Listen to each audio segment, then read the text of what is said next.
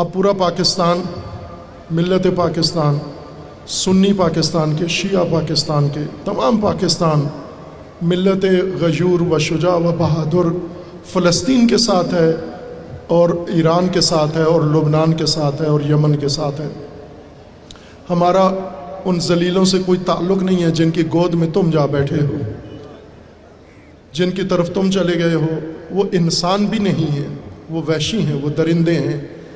تمہیں اتنی تو شرم آنی چاہیے تھی، اپنی ملت کی شرم کرتے کم از کم۔ آپ نے وہ بے شرمی دکھائی ہے، ان لوگوں کے ساتھ جا کر کھڑے ہوئے اور ان کے عہد معاہدے کر رہے ہیں۔ آپ کہتے ہو ہمارے معاہدے ہیں، عرب ملکوں کے ساتھ معاہدے ہیں، تمہارا اللہ کے ساتھ کوئی معاہدہ نہیں ہے۔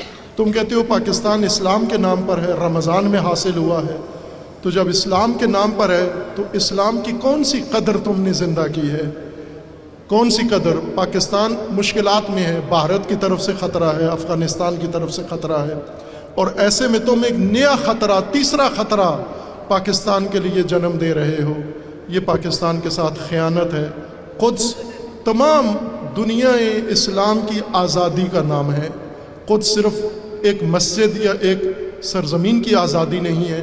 تمام مسلمان غلام ملک، عرب ملک غلام ہیں، پاکستان غلام بنا دیا گیا ہے۔ یہ پاکستان کی بھی آزادی ہے، یہ تمام دنیا اسلام کی آزادی ہے۔